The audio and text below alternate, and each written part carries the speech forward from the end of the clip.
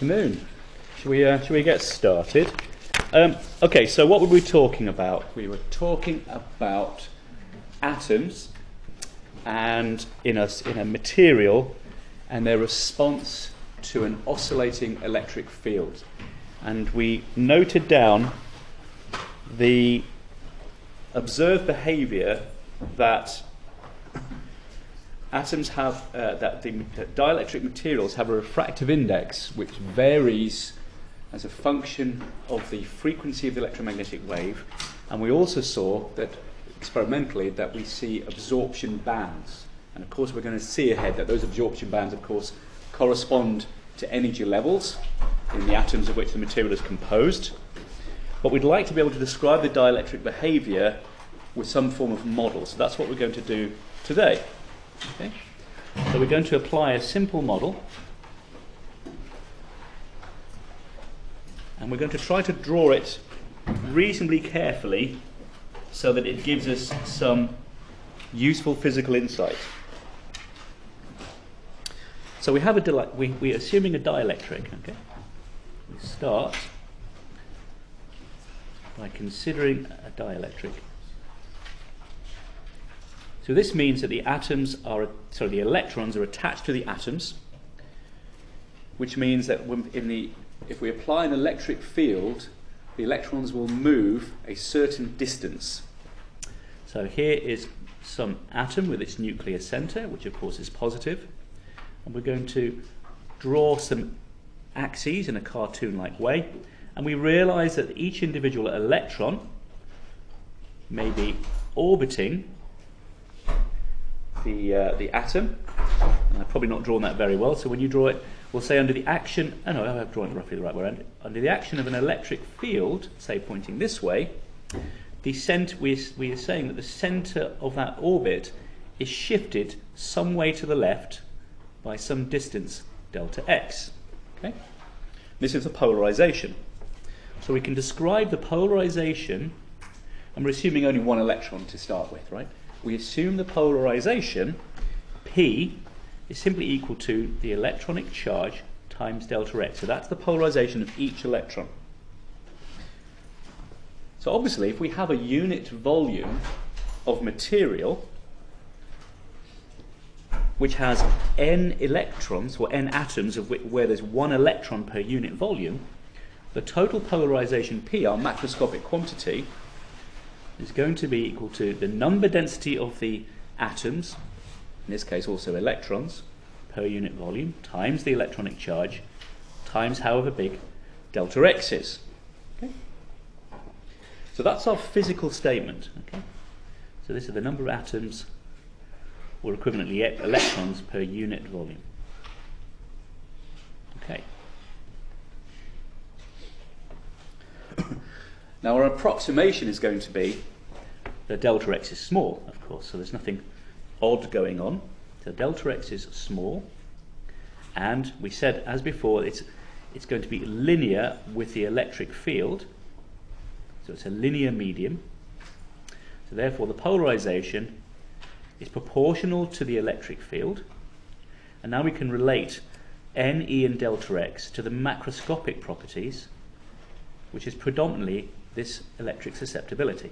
So that's our job, is to relate those two, this microscopic and macroscopic quantity, or quantities together. Susceptibility. There you go.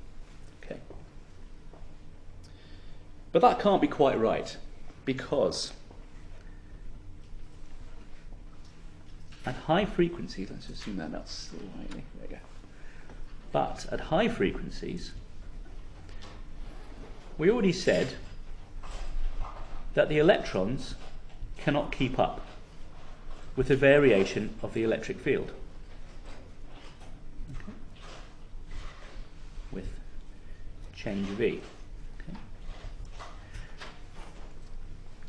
So what we should really write is something like this.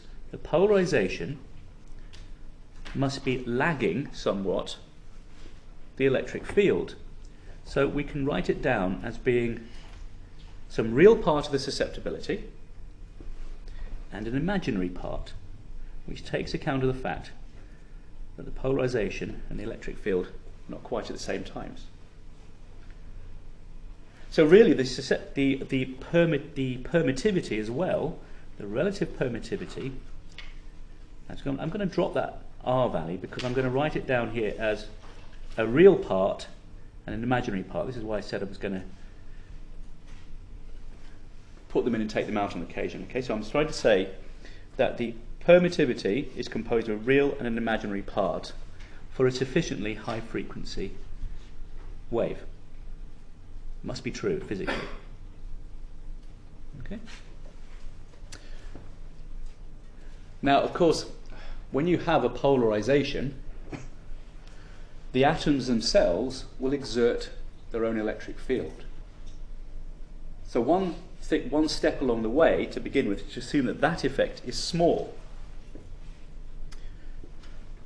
Okay? So we're going to be thinking about dilute systems, gases to begin with. Okay.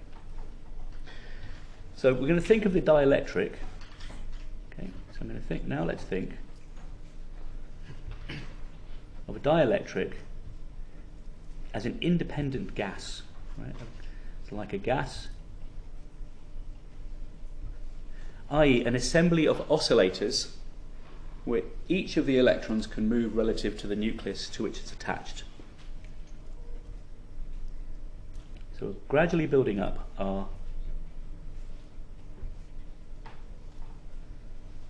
description by adding pieces. Okay. And I guess we also need to add on another physical statement, which is the atoms themselves are not polar. Okay, so we assume the atoms are non-polar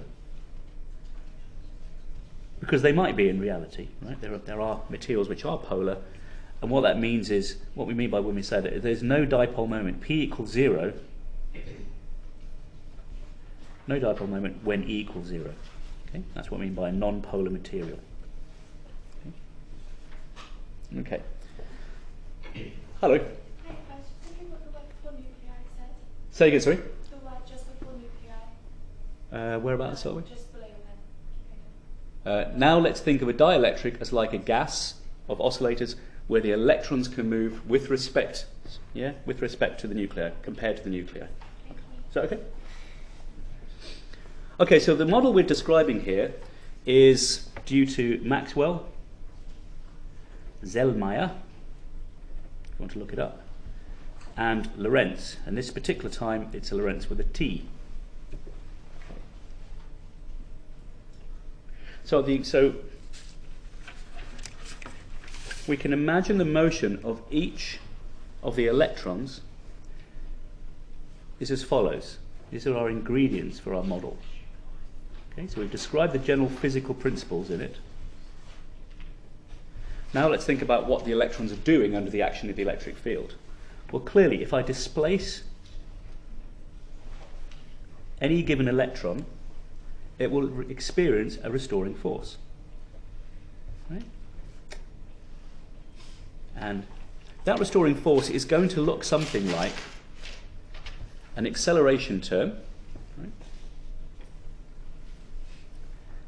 And there will be some constant that will govern that. So in some equilibrium situation, which we imagine that the electrons will be oscillating, okay, with some characteristic frequency, whatever that might be, that should be given by root k over m, shouldn't it? Right? So imagine we displace electrons, we just let them freely oscillate. They will have a characteristic frequency which is to do with this k value. But we now can relate that k value to the microscopic polarization in the following way, because if we imagine that the microscopic polarization would be that given by some static field. Okay? So if we had a microscopic polarization P due to some electric field E, it must be equal to this, E squared E over K. Why?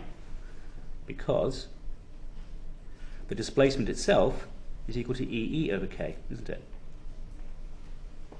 Right. Oops, sorry. There you go. Okay.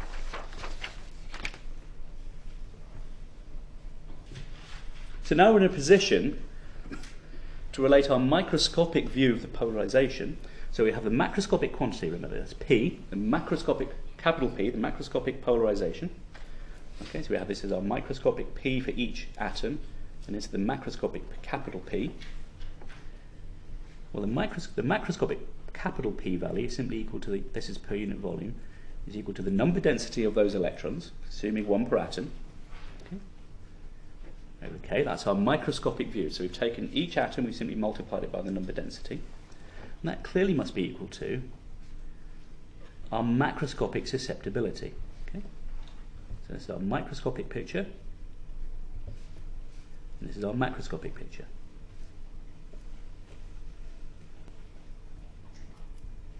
Okay? So now we can relate the macroscopic electric susceptibility, chi-e, just by equating those two expressions. We have a relationship between the measurable macroscopic susceptibility and this restoring force, K. Okay. Or alternatively, if we could measure the natural frequency of that electron oscillation, it should be equal to this, shouldn't it? Where this m is the mass of the electron, of course. Okay. So this is our first step in the model, right? We're assuming that we have one kind of electron, 1 electron per atom. It oscillates backwards and forwards, or due to some restoring force, if that electron is polarized. And we can, with that simple picture, I can relate the macroscopic susceptibility to the features of that microscopic motion, either this restoring force or equivalently the natural frequency. Okay. But we already know as well that the permittivity, relative permittivity, well, that's simply equal to 1 plus the susceptibility. So I can simply write it down like so.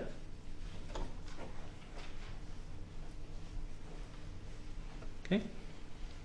Now I can break these two bits apart. You can see that the bits on the left are some constants, and the bits on the right are the kind of atomic system I have.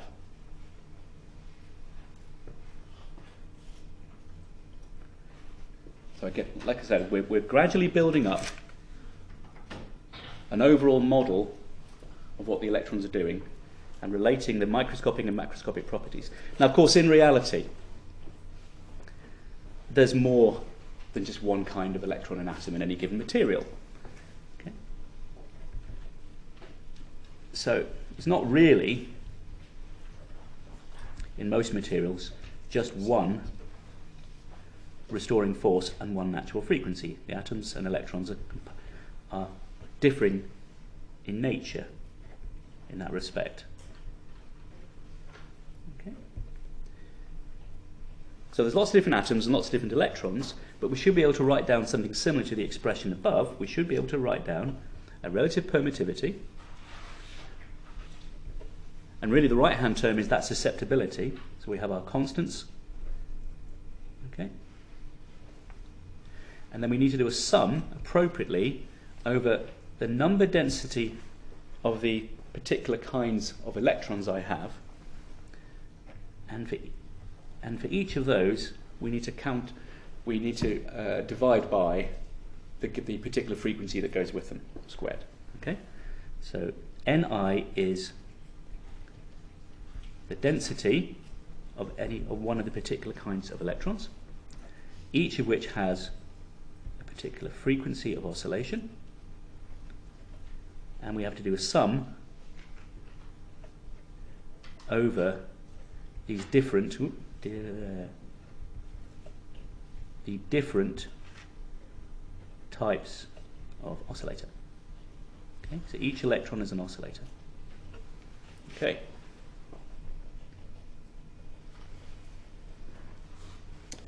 So let's one step further on our model. Now we should look back at the electric field being applied. So now we consider that applied electric field and what it's doing. Because really what we're concerned with, what happens to the electric field inside a plane wave as it passes over this dielectric. So we remind ourselves that the electric field, I'm just going to drop the vector notation because we know it's a plane wave. And the other thing we should probably remark upon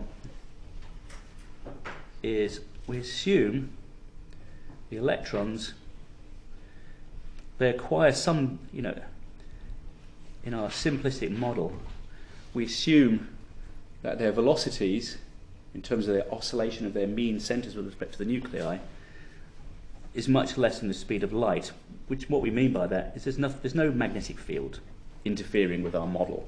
So the magnetic field is roughly 0. And the other thing we'll have to assume is the electrons, if they're left alone and they oscillate, that amplitude must dissipate. Yeah? We assume that it doesn't persist indefinitely, because we know that's true in reality. So we're also going to assume a damping force now.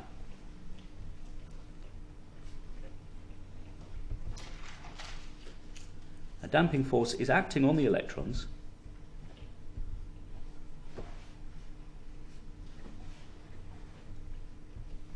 and it's reasonable to assume that must be proportional to that velocity. That's the oscillating velocity of that polarization part, okay? That mean position of the electrons with respect to the nucleus. So we should be able to write down some overall equation for the motion of the electrons as follows. mx double dot, okay, well, you've seen this before.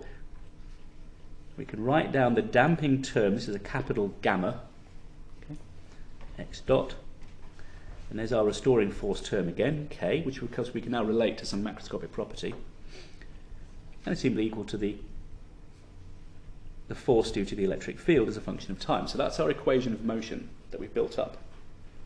And we can equivalently write it down as x double dot, gamma x dot, just dividing through by the mass. And of course when I do that I can write it down in terms of the oscillating frequency. Okay. Okay. And of course that's just a driven oscillator equation. You've seen this in another guise, so you know what the solution is. So we're driving this damped oscillator, this damped oscillation of the polarization, and it must have a solution therefore which looks something like this. Okay. So here's my driving term on the right. Okay. So this is x as a function of t, of course. And be careful with the squares and where they go here. Plus I, omega, and this is a gamma. So again, here I'm writing this down for one of the kinds of electrons. Okay? The response of that particular kind of electron will look like that.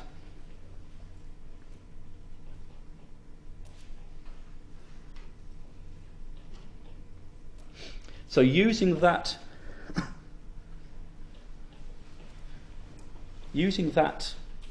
basic idea, that basic equation, I can now write down what the polarization looks like as a function of time. Okay, so I can take that basic idea for one electron in one atom, or one kind of electron, and I can write down an analogous expression for the total polarization in the same manner as we did before. Okay, so I have a certain number density of those kind of electrons. Okay. And rather than omega 0 for one kind of electron, I now have the particular resonant frequency of that particular kind of electron. Remember, I'm summing over the different kinds of oscillators. And omega here, okay, so the omega I is the natural frequency of that kind of electron, and this omega is the frequency of the electromagnetic wave passing over the material. And of course I have to take that omega I and write it down along with its specific damping constant gamma I. And then I've got E0 e to the omega t. That's my driving term. That's the electromagnetic wave which is driving the oscillation of all these oscillators. And that must be equal to just the electric susceptibility with my appropriate scaling constant. Okay? So clearly, if this term here is complex and this term here is complex, okay? And again, I can do the same thing. So remember, I can relate the polarization to the electric field via the susceptibility. So therefore, I can find out the permittivity, which is equal to 1 plus the susceptibility. Must be simply equal to 1 plus all this stuff on the left. So write it down carefully. It must be look like this. So what I'm doing again is I'm writing down the permittivity due to a set of electrons, each with a particular resonant frequency and a particular damping constant. Okay. Gamma I, so that should go all the way along, right? Okay. Right.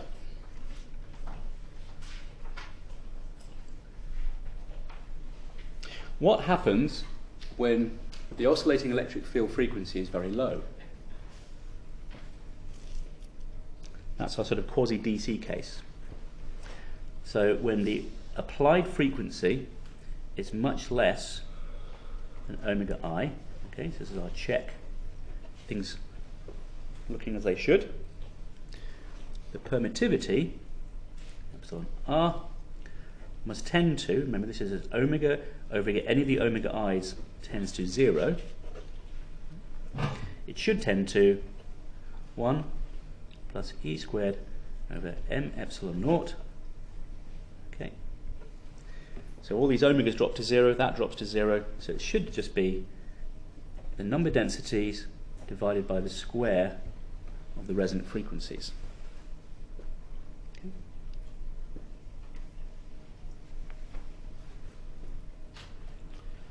So that's one way I can relate all these values on the left to the real of the relative permittivity. Okay.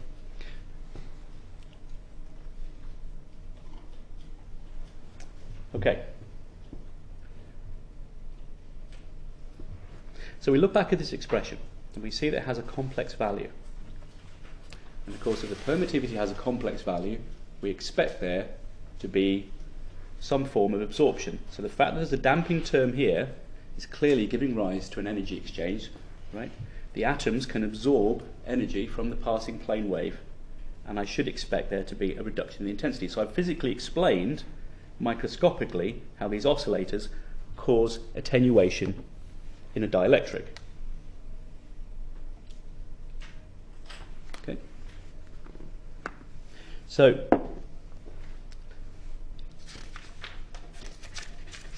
again, similar to what we saw before in the previous lecture, we should be able to write the relative permittivity. Right? We can write it as, so we may write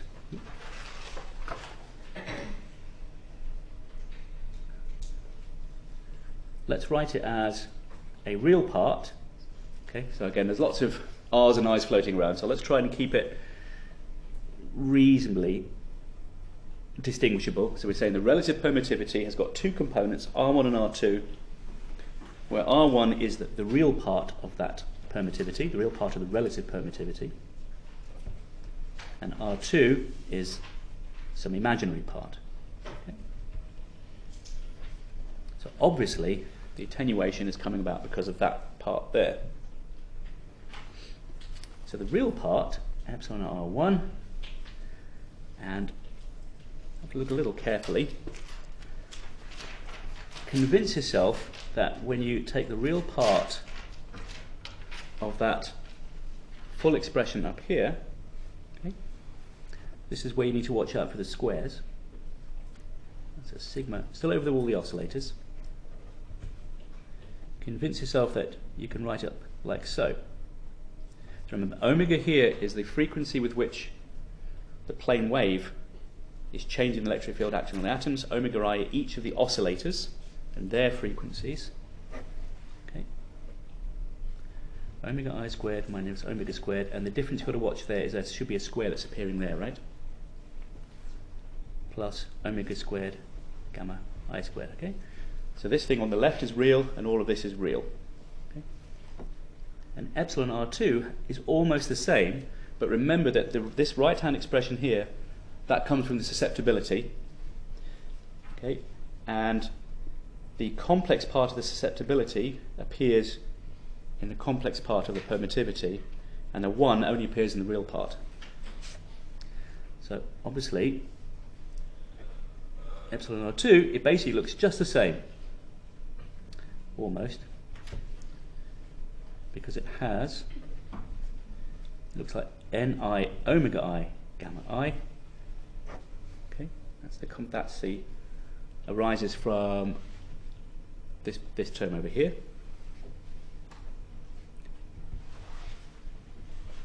Okay, plus omega squared gamma I squared. Okay. All right. Now, so what? Let's draw that. Let's draw how these two vary with the applied frequency omega for one of the oscillators. So this is omega, the frequency of the plane wave.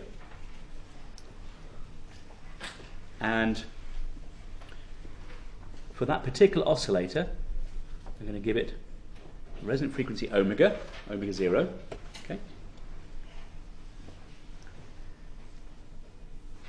And as we approach omega 0, that's this omega I term here, this is for one particular oscillator. That means this complex part of the permittivity will rise up to a maximum and then fall again. Okay. And the width of that is gamma.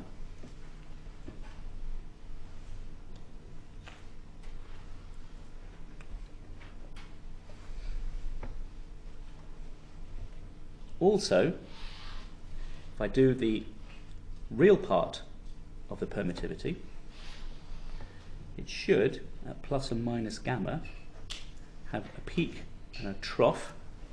Okay. And here what I'm doing is I'm not plotting the permittivity directly, I'm plotting the susceptibility. So here I'm plotting epsilon r minus 1, epsilon, yeah. I'm plotting the real part of that.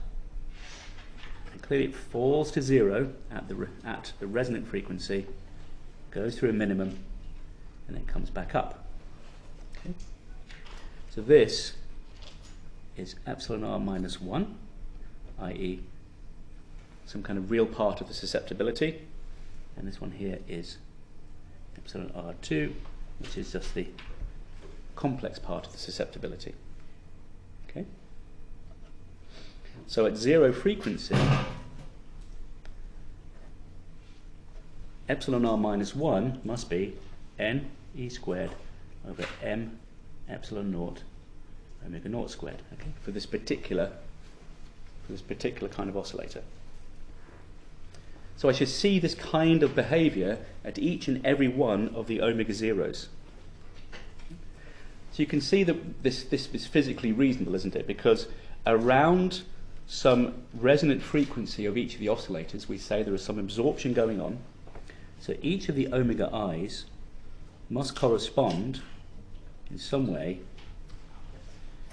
to these electronic transition frequencies. Okay, so in reality there will be some kind of quantum picture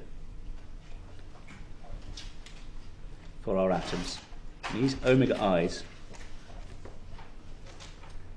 correspond to these transition energies. Okay. Now we already know that the refractive index of a dielectric, remember this is a non-magnetic dielectric, is simply the square root of the relative permittivity.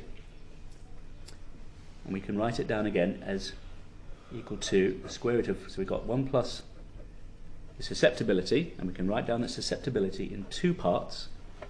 Okay, a real part of the relative susceptibility and a complex part.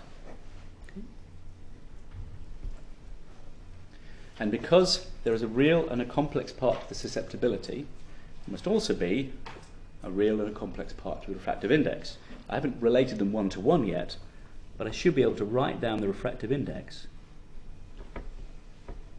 as a real part and a complex part. So hey presto, by writing down a model for the polarization for the atoms and realizing that there ought to be some damping force acting on the electrons, I'm able to work through and relate some different quantities. The susceptibility, which is due to the which is the relationship of the polarization of the atoms to the electric field, and I can then relate that to the permittivities, and I see that I have a real and a complex part to the susceptibility and a real and a complex part to the permittivities. And therefore, because the refractive index is related to the permittivity, the refractive index must also have a complex part. I haven't tied together each of those terms to each of those terms yet. We'll come back to that. Right? But clearly this describes to me why dielectric should absorb light.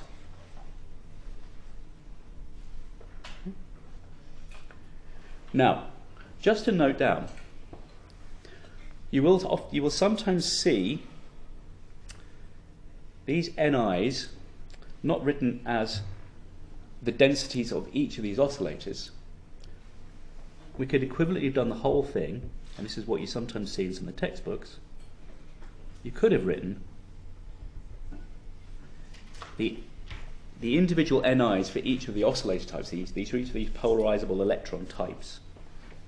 You could have written down as the number density of the atoms in general times the fraction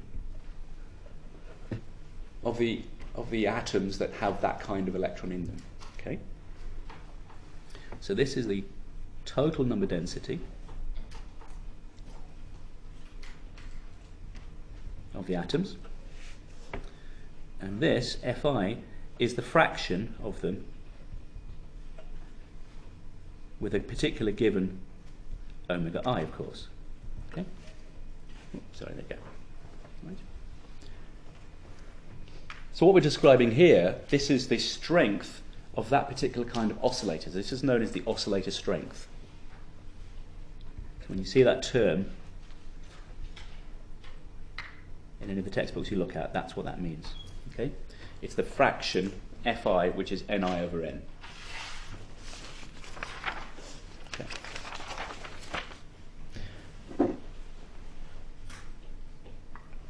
Okay, hopefully all good so far. Now it's annoying, isn't it, that imagine I wanted to know how much the light is decreasing in intensity as a function of distance, and I can somehow calculate this complex part of the susceptibility. I can't really easily relate those two values yet. Well, I could do if I could assume that these two terms here are small and these two terms here are small. When does that occur? That occurs in a dilute system. So one of those situations is that of a physical gas. Okay, so we're now going to see what the refractive index of a gas is, and what we mean by a gas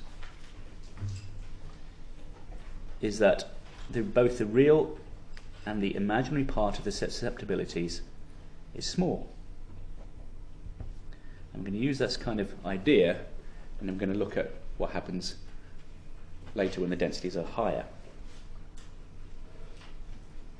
So obviously what we can say is, remember we said that the refractive index, this is a complex valued thing, is equal to the square root, right, just as we said before. Okay, so there it is up there. It's a square root of some real part, 1 plus chi ER, okay, the real part of the susceptibility E, and I've got a complex part of the susceptibility, square rooted. And obviously when those two values, chi ER and chi EI, are both small, I can approximate the refractive index as follows: 1 plus half chi ER minus a half chi EI. Okay? That was easy. And now I can directly relate those two to the real and the imaginary part of the refractive index. Okay, so there's a factor 2 that appears, so watch out for that. So I have the same expressions. Let's write them down laboriously one more time. So now I can relate again. This is for a gas now. I can approximate the real part of the refractive index of a gas as being 1 plus, and that's from the susceptibility, the real part of the susceptibility. Again, I just have to do the same thing I did before. I sum over all the kinds of oscillators in those atoms, which there may be many. Okay, so I've got the difference in the applied frequency and the resonant frequency in the numerator. Same thing in the denominator. Okay, like so. And the absorptive part now for the light, the imaginary part of the refractive index, N2, is just the same, apart from when we take the complex part, we get slight differences on the top. Ni, omega I. Sorry, that should be not omega I. I'm sorry, that's omega.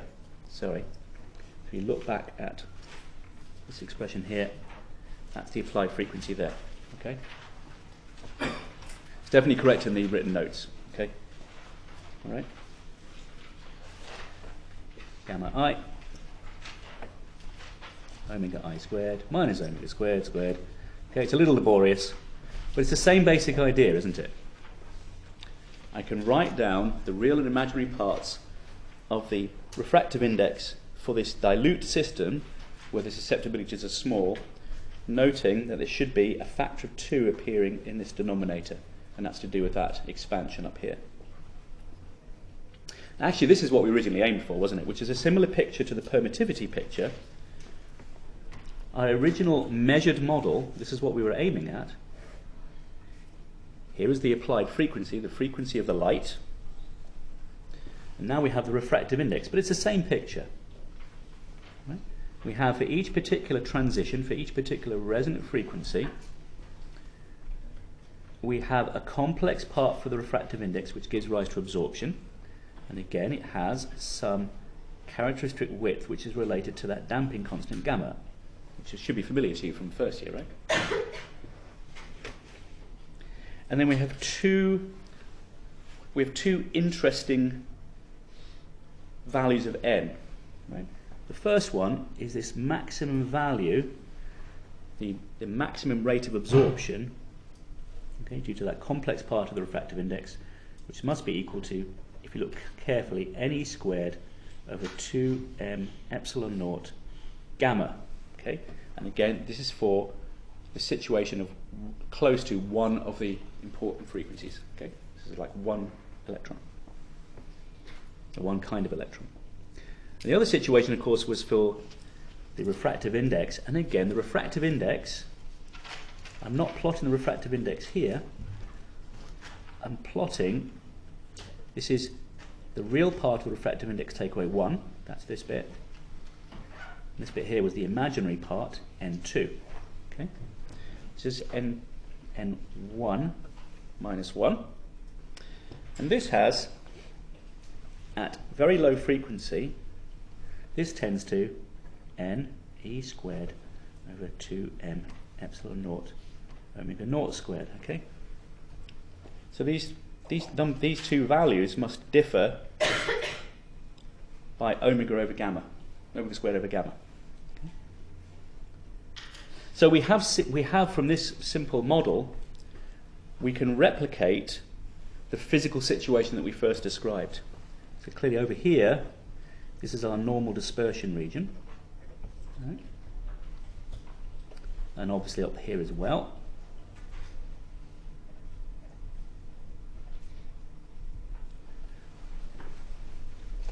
And clearly this must be the anomalous region where the refractive index is falling. So you can see we have two equivalent pictures, one for the permittivity and one for the refractive index. And in both those cases we have a picture like this for each of those oscillators. Okay, this is, we're showing some omega 0, but we're saying this is for each of these omega i's if we have many, many of these kinds of oscillators. Okay. So clearly N2, which comes from the damping constant in each of the atoms, must be accounting for the absorption, so the absorptive part of the radiation, and therefore it must account for the drop in the transmitted intensity.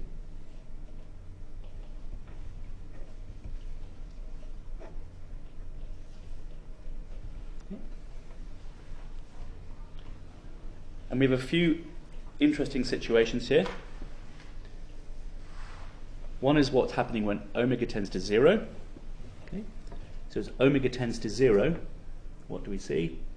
On the left-hand side, N1 tends to 1 plus Ne squared over 2m epsilon naught omega I squared. Okay. Oh, sorry, omega naught squared. Okay, for that particular oscillator. And clearly N2 tends to 0, so there's no absorption at low frequency.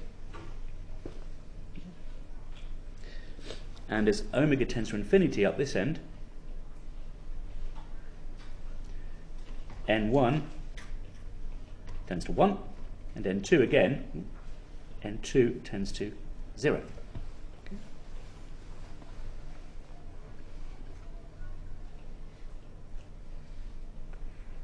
Now,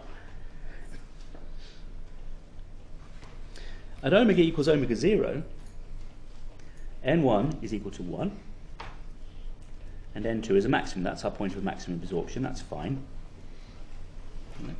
But there's a problem in this region here, between there and here. Okay. In fact, going a little bit beyond that. Right. So this is for omega greater than omega 0. No, it's a bit messy, this plot. Okay. Hopefully you've given yourself a bit more space than I have. For omega greater than omega 0, we have that the refractive index is less than 1, which is a bit annoying. Okay. Because situations where N1 is less than 1 implies that the phase velocity, which is omega over k, is greater than the speed of light. Okay. Which appears to be a bit of a problem to begin with, but we remember that Vg, the group velocity, that's the one that has to be less than the speed of light, which it is, so we're still okay. Okay. So we should notice that. Okay. So that's our model. So we've looked at the response of electrons in a dilute system of atoms where I have a number of different oscillators of frequency omega I, and they have a corresponding damping value, gamma, and I can relate those microscopic values to the macroscopic ones, the susceptibilities, the permittivities, and the refractive indexes. And those are the real and complex parts. The thing I have to worry about, which we'll come back to next week, is so far we've only looked at a dilute system where the real and the imaginary part of the susceptibilities are very much less than 1, which allows me to simply relate the real and the imaginary part of the refractive indices. Okay? When I do that, I get a physical, I get a model which describes all the physical features that we see in reality, which is nice, isn't it? Now, there is an issue here which we should pay attention to. And this is going to link two basic ideas in the course. So just before we finish for today, we'll come back on Friday, of course.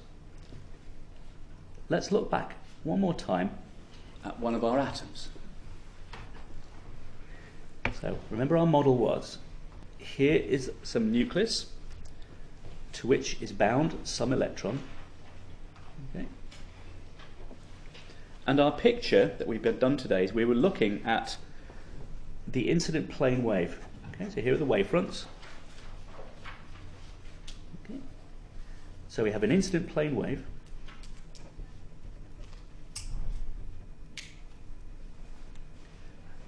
And what we're interested to begin with is how do the atoms attenuate that radiation. So downstream of those atoms, I have an electric field which is reduced in intensity because of the absorption of the energy by that damping term in the electron motion.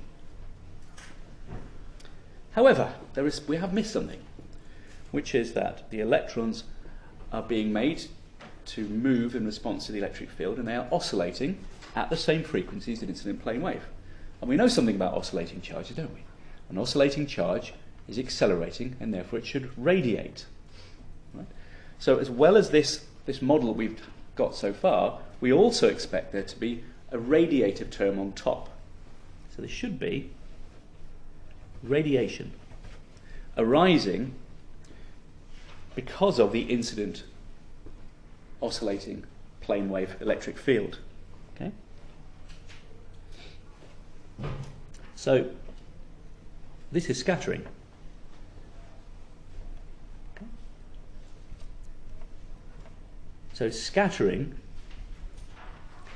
is the process by which an electric field which is oscillating, acting on some object, some charged object, here an atom, gives rise to an oscillation of that object and gives rise to radiation. All scattering is of this nature.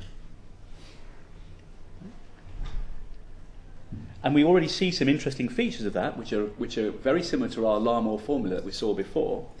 It's clearly the polarization of the incident plane wave will give rise to a polarization in the scattered radiation. It must do, remember? In the Larmor formula and the concept of that acceleration, the polarization of the radiation is the same as the polarization of the incoming wave. Okay, so we should note that down in our picture. So the polarization occurs because of the acceleration from that electric field. They must all point in the same direction. We do wonder whether the radiation resistance is somehow related to gamma. Could be. We'll see later. But we'll talk a lot about scattering, because one of the interesting things about scattering, of course, is to first order here. Remember we said this thing about isotropic scattering. Sorry, isotropic radiation. This picture is not quite right, is it? Because imagine this plane wave is coming in and it's accelerating the electrons up and down. We actually expect the radiation to be quasi-isotropic, as we said, right? If the electrons are going up and down and the wave is going this way, scattering will come back in roughly equal amounts to the radiation going forwards. Okay? And this is true. This is the situation when the motion of the electrons and the frequency of the light is low frequency. Okay? We would expect that situation to be different in the situation where this frequency is very large, and this is when we have to start relating our classical picture of this interaction of the radiation with the charge, when we start including the fact, as we know must be true and become significant when we have photons that carry momentum. So here the photons aren't carrying momentum. When the photons carry momentum, then there must be some relationship between the scattered radiation momentum and the incoming momentum. And that's the phenomenon of Compton scattering. So there must be a relationship between those two things. Compton scattering and this Larmor formula must be related in some way. And we'll come back to that in section 6.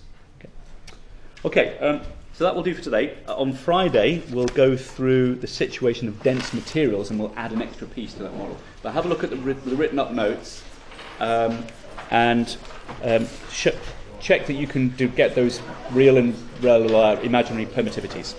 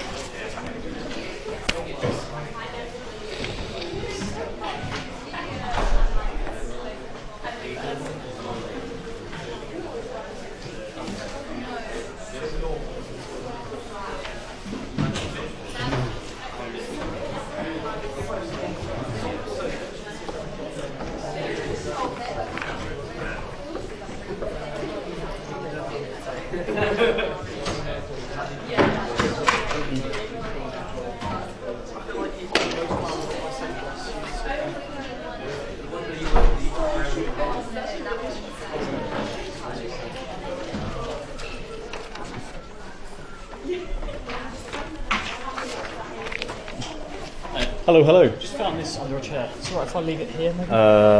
Yes, I'll so smart. Yeah, I'll take a picture of it and put it in a group chat. Yeah, you do that. I'll leave that on the. Someone will probably come by and pick it Yeah, up. I'll leave it there. Probably the best thing to do. Hello. I was just wondering, Yeah. would this expression be minus? Because it's ER1 plus. Did I write it down wrong? Let me double check that. Yes, those minus signs might have crept in. The type notes I checked quite carefully, right? My written notes might miss out the odd minus sign. You're right, it depends on how you write these two bits. Oh, okay. This is where we write in the refractive index. Yeah, la la la la la. Which bit were we wondering about particularly?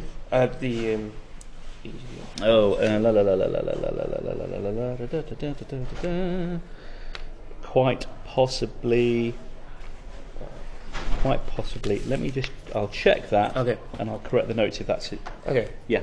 Cheers. In reality, it's to do with when you multiply by the I to get the absorptive term. That's what we're doing, right? So there's a conventional way around to write that. It's just like the Ki values. Okay. So really what we're expressing here is the physics, which is the refractive, the complex part is the absorptive part. Yeah, Okay? okay. And we're trying to relate that to the refractive index. Okay. So is the derivation not too important for the exam? Let's say that, yes. I think the derivation's not going to be... The physics is important, and this equation is quite important as well, okay? It's the kind of thing that does come up, Yeah. okay? It's really... if you look at the crib sheet that goes with the exam paper, which I've already put online... Sorry, I'll get out of your hair. Yeah, I think I've done that. Oh, yeah, my pen. Yeah, if you look at the crib sheet that goes with the exam paper, which you can get from the previous papers, it gives you some of these formulae and it'll show you what you don't need to. Some of these expressions are quite long. Yeah. Okay.